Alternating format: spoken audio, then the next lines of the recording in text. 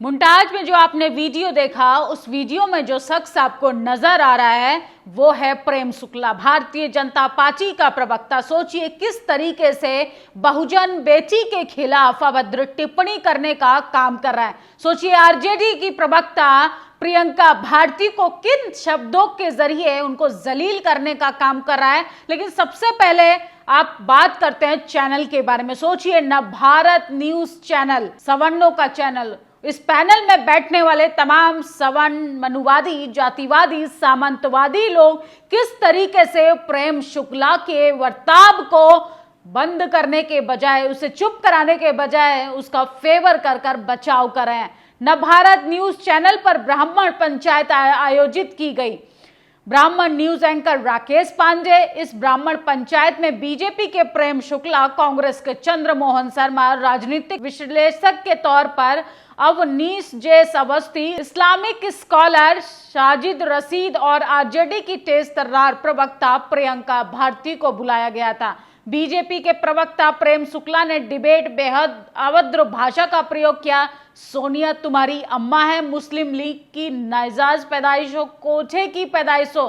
सोचिए भारतीय जनता पार्टी का चेहरा देखिए कि इनके चाटुकार नेता, अभिनेता, प्रवक्ताओं से लेके किस तरीके से बेटियों के लिए घटिया सोच रखते हैं। सोचिए किस तरीके से एक नेशनल टेलीविजन पर बैठकर ये प्रेम शुक्ला नाम का व्यक्ति जो है कैसे बहुजन समाज की बेटी का अपमान करा। बाकायदा इस ऐसे व्यक्ति पर तो केस दर्ज होना चाहिए। सोचिए किस तरीके से महिलाओं के सम्मान को तार तार किया जा रहा है। बीजेपी किस मुंह से कहती है कि अब की बार मोदी सरकार, वो भी 400 के पार, वो भी महिलाओं के सम्मान की बात करती है, महिलाओं के सशक्त की बात करती है। सोचिए किस तरीके से भारतीय जनता पार्टी का ये प्रवक्ता प्रेम शुक्ला बहुजन समाज से आने वाली बहुजन बेटी प्रियंका भारती को जलील करने का काम कर रहा है और इसका बचाव कर रहे हैं तमाम इस पैनल में बैठे सवर्ण समाज के मनुवादी विचारधारा के लोग। प्रियंका भारती ने प्रेम शुक्ला को जाहिल शुक्ला करार दिया और इसकी भाषा पर कड़ी आपत्ति दर्ज कराई। जाहिल शुक्ला को डिबेट के बाहर निकलने की मांग करती रही, मगर न्यूज एंकर राकेश पांडे बाहर निकालने से इनकार कर दिया और डिबेट के अंत तक बैठकर पूरी इज्जत देते रहे। ये कोई बहस या डिबेट नहीं, ब्राह्मण पंचायत थी। एंकर राकेश पांडे जानबूझकर पैनल में अपनी जाति के लोगों को बुलाया। प्रेम शुक्ला जैसे जाहिलों को प्रोत्साहन दिया जाता है। आरजेडी प्रवक्ता प्रियंका भारती ऐसे कई ब्राह्मण पंचायत डिबेट में अकेले बेबाकी से बहुजन समाज का पक्ष रखती हैं। लेकिन सोचिए किस तरीके से जातिवाद जो है वो अपनी चरम सीमा पर है। जातिवाद से कुंठित ये प्रेम शुक्ला के साथ साथ तमाम इस पैनल में जितने भी लोग बैठे हैं किस तरीके से बहुजन समाज से आने वाली प्रियंका भारती का अपमान कर रहे हैं। इनको दिक्कत होती है। बहुजन समाज के लोग जो हैं अब टीवी चैनल्स पर आके अपने संवैधानिक मूल्यों की बात करते हैं। और सोचिए भारतीय जनता पार्टी के मामूली से कार्यकर्ताओं की भी बात की जाए, मामूली से भारतीय जनता पार्टी के सपोर्टर की भी बात की जाए तो धर्म के नाम पे, जाति के नाम पे किस तरीके से गुंडागर्दी करते हैं। कल देखा किस तरीके से एक ही देश में दो जगह लिंचिंग की खबरें आई। हरियाणा में किस तरीके से बीफ खाने के आरोप में एक व्यक्ति को मार दिया जाता है। ट्रेन के अंदर एक बुजुर्ग को इसलिए मार दिया जाता है कि वो अपनी बेटी के घर लेकर कुछ खाने पीने का सामान लेकर जा रहे थे। कुछ नफरती चिंटू उन पर ताबड़तोड़ हमला कर देते हैं। आखिर इन तमाम लोगों को हिम्मत कहां से आती है? भारतीय जनता पार्टी का ये नेशनल टेलीविजन पर बैठने वाला जातिवादी शुक्ला सोचिए किस तरीके से महिलाओं के लिए अभद्र टिप्पणी कर रहा है, किस तरीके से उनको जलील करने का काम कर रहा है, किस तरीके से बुजुर्गों को पीटा जा रहा है, किस तरीके से लिंचिंग की जा रही है, दलितों को जाति के आधार पर शोषण किया जा रहा है। कैसे समूह में ब्राह्मण जो है, सवर्ण समाज के लोग गिरोह बनाकर बहुजन बेटी की लिंचिंग कर रहे हैं और मुस्लिम समाज के व्यक्तियों की तो हालत बेहतर से बदतर की ओर होती जा रही है। सोचिए एक ही देश में दोयम दर्जे का नागरिक बना दिया है दलित, पिछड़े, आदिवासियों को। कोई इनके संवैधानिक मूल्यों पर बात करता है तो छाती पीटने लगते हैं सवर्ण समाज के लोग कि आरक्षण को खत्म कर देना चाहिए, वर्गीकरण लेकर आना चाहिए, क्रीमी लेयर लगा देना चाहिए और संघीय जजों को जातिवाद नहीं दिखता। सोचिए एक नेशनल टेलीविजन पर बैठकर 5 सवर्ण एक ओबीसी समाज से आने वाली बेटी को किस तरीके से अभद्र टिप्पणी कर रहे हैं। ओवैसी ने कहा है कि एक बुजुर्ग मुस्लिम को संगी गुंडे ने बेरहमी से पीटा। संगी हमेशा झुंड में आते हैं, ये लोग सिर्फ कमजोर को निशाना बना सकते हैं। इनमें इतनी हिम्मत इसलिए है क्योंकि बीजेपी की हुकूमत इनका आंतरिक समर्थन करती है।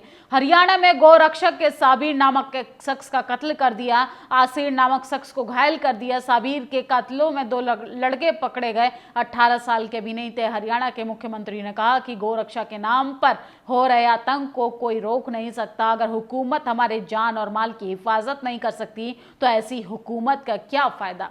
सोचिए किस तरीके से जब चुनाव आता है भारतीय जनता पार्टी अपने कुकर्मों को 7वें आसमान पर पहुंचा देती है और नेशनल टेलीविजन पर बैठकर उनके चाटुकार पत्रकार प्रवक्ता जो हैं उनका बचाव करने लगते हैं।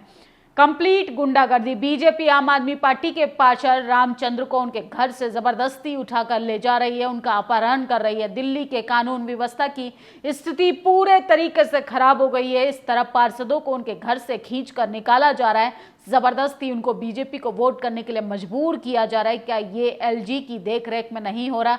भारतीय जनता पार्टी का लॉ एंड ऑर्डर है। सोचिए हरियाणा में चुनाव की डेट को चुनाव आयोग इसलिए बढ़ा देता है क्योंकि बीजेपी चाहती है 1 अक्टूबर के बजाय 5 अक्टूबर को चुनाव होना चाहिए। चुनाव ही खत्म कर दीजिए। जब आपको गुंडागर्दी से ही चुनाव जीतना है तो खत्म कर दीजिए। सोचिए सोशल मीडिया पर काली टोपी कलंकित सोच हैशटैग चलाकर भारतीय जनता पार्टी का विरोध हो रहा है। छत्रपति साहू जी महाराज का अपमान करने वाले काली टोपी कलंकित सोच के लोगों को चप्पलों से पीटा जा रहा है। तो किस तरीके से लोगों के अंदर आक्रोश है, लेकिन बीजेपी तो बहुमत की सरकार बनाने का दावा करती है।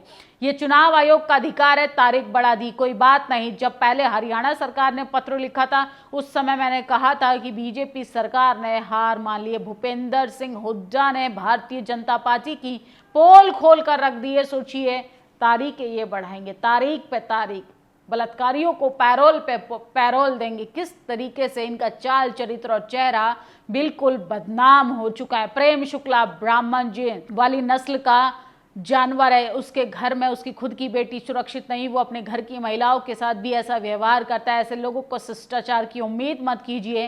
कहीं सड़क पर दिखे तो दनादन 2-4 जूते लगा दीजिए। तो प्रियांशु कुशवाहा ने इस तरीके का ट्वीट किया है। सोचिए किस तरीके से बहुजनों के खिलाफ सवर्ण समाज जो है वो दिन रात बैठकर काम पर लगा हुआ है। ये आरक्षण के खिलाफ आंदोलन करे ब्राह्मण। जस्टिस चिदंबरेश्वर, ठीक है, किस तरीके से ये केरल हाईकोर्ट के जज हैं। ये सोचिए ये जज होते हुए इस तरीके का स्टेटमेंट दे रहे हैं। इससे अंदाजा लगाइए कि जातिवाद से किस तरीके से ये परेशान है और कैसे इन्होंने फैसले सुनाए होंगे, किस तरीके के आधार पर इन्होंने जस्टिस दिया होगा। बीएसपी सुप्रीमो मायावती ने ट्वीट किया है, भीड़ हत्या मॉब लिंचिंग का रोग खत्म होने का नाम नहीं ले रहा। ताजा घटनाओं में हरियाणा के चरखी दादरी में गोमांस खाने के शक में गरीब युवक को पीट दिया जाता है। सोचिए किस तरीके से बहुजन समाज के लोगों को परेशान किया जा रहा है, मुसलमानों को परेशान किया जा रहा है, आदिवासियों को परेशान किया जा रहा है।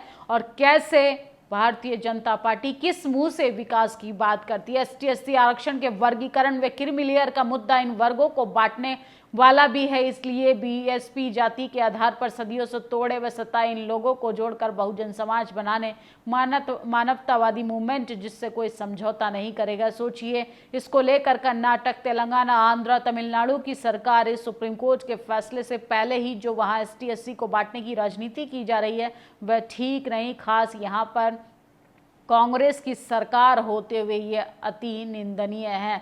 तो सोचिए किस तरीके से भारतीय जनता पार्टी का चाल चरित्र और चेहरा एक्सपोज हो गया। और IIT BHU छात्रा के गैंग रेप के 2 आरोपियों को जमानत पर रिहा कर दिया गया है। एक आरोपी जल्दी बाहर आने वाला है। तो ये बीजेपी का चाल चरित्र और चेहरा है जो टीवी चैनल से लेके बलात्कारियों को भी प्रोटेक्ट करता है। किस तरीके से बलात्कारियों को माला पहनाई जाती है और एक फोटो सोशल मीडिया पर काफ़ी तेज़ी से वायरल हो रहा है जिसमें बलात्कारी केक खाने का काम करें। हालांकि हम लोग इस पिक्चर की पुष्टि नहीं करते हैं, लेकिन सोचिए बहन बेटियों की सुरक्षा को लेके अब नेशनल टेलीविज़न भी आरोपों के घेरे में है। किस तरीके से टीवी चैनल पर बैठ के बहुजन बेटी की लिंचिंग की जा रही है। धरातल पे मुसलमानों की लिंचिंग की जा रही है। जो संविधान मूल्यों की बात करेगा उस पर ताबड़तोड़ हमला किया जाएगा, जाति आधार पर, धर्म के आधार पर। इस वीडियो पर आप लोग अपनी प्रतिक्रिया जरूर दीजिए। शुक्रिया।